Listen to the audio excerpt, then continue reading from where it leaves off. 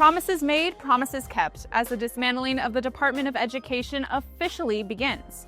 A new report reveals that the Muslim Brotherhood is halfway through their plan to, quote, transform Western society from within. The latest SNAP benefits audit confirms that fraud is even worse than what critics imagined. And the DOJ puts a $15 million bounty on an ex-Olympic snowboarder after he was indicted for drug trafficking and allegedly ordering the assassination of a federal witness set to testify against him. We'll get into all of that in your quick hits now.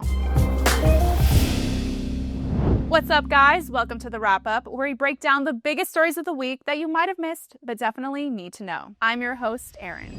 First up, President Donald Trump's promise to dismantle the bloated Department of Education became reality on Tuesday as the agency began offloading some of its biggest grant programs, including $31 billion in K-12 and post-secondary grants to the Department of Labor. Following the move, Secretary of Education Linda McMahon appeared on Fox News and had this to say. The announcement really follows the plan that President Trump has had since day one, and that is returning education to the states. He fully believes, as do I, the best education is that's closest to the child and not run from a bureaucracy in Washington, D.C.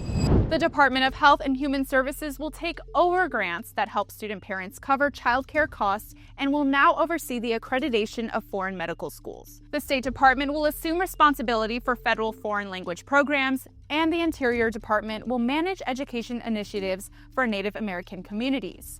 The New York Post reported that this will not impact the department's $1.6 trillion student loan portfolio or any funding for students with disabilities. But both areas are still being evaluated as the administration considers additional transfers. This move will see decades of federal overreach in education finally rolled back in favor of the state, local, and parental control.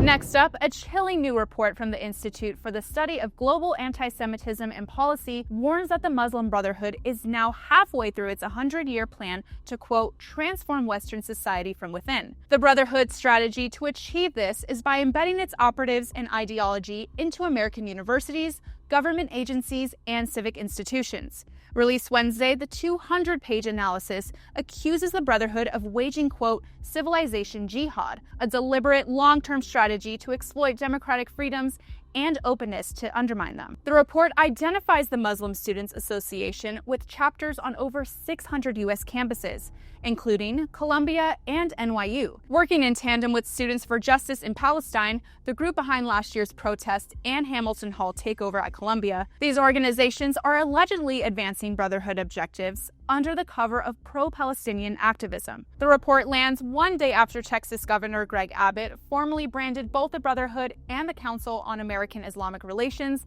as terrorist entities. The council, which remains undesignated at the federal level, was recently exposed for funneling $1,000 payments to anti-Israel campus agitators facing punishment. Researchers say Qatar's funding sustains the entire Brotherhood network, from campus groups to media and political influence operations. ISGAP leaders warn that without federal action, America is making itself vulnerable to an ideology that uses tolerance as a weapon against itself. In other news, Agriculture Secretary Brooke Rollins announced that the White House administration is moving to root out rampant fraud in the food stamp program, where tens of thousands of deceased individuals continue to receive benefits and hundreds of thousands more are double dipping, all while truly needy American families are told the system is out of money. While appearing on Newsmax, Rollins revealed the number of fraud cases within the SNAP program is worse than they originally thought.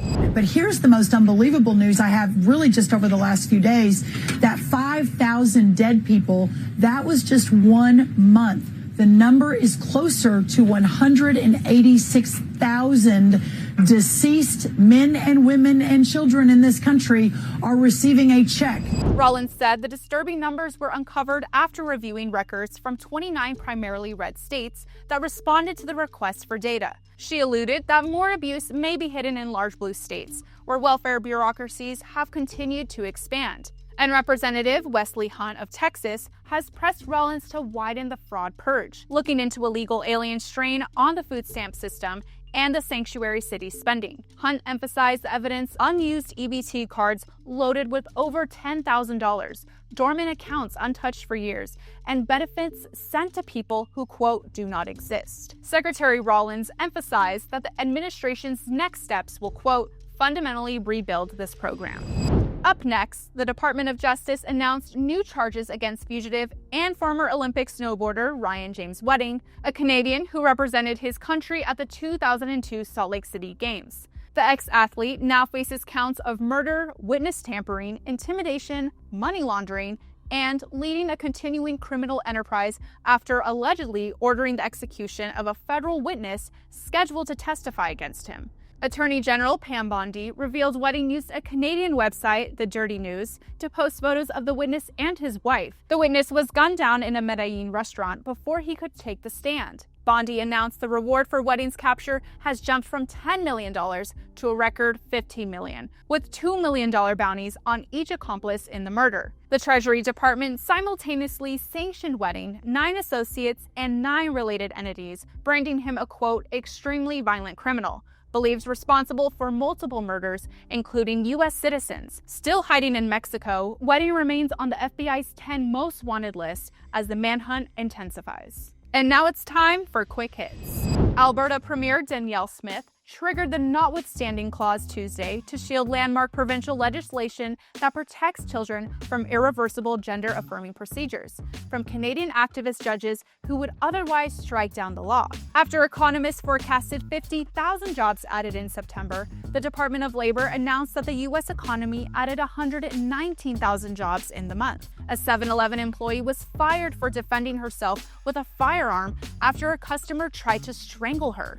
Apparently, the company preferred that she not use a lethal weapon, but instead items from the store, because a 24-ounce Slurpee definitely would have sent him running. According to expert childhood development researchers in Australia, parents should make sure to obtain consent before changing their newborn's diaper. Sheriffs in Tippecanoe County, Indiana, decided to prank students at a local school, giving them fake tickets for saying the trending phrase 6'7". Massachusetts Governor Maura Healey has appointed Giselle Bird, a man who identifies as a transgender woman, to the Massachusetts Commission on the Status of Women, an official body tasked with advising state policy to advance opportunities and protections for women.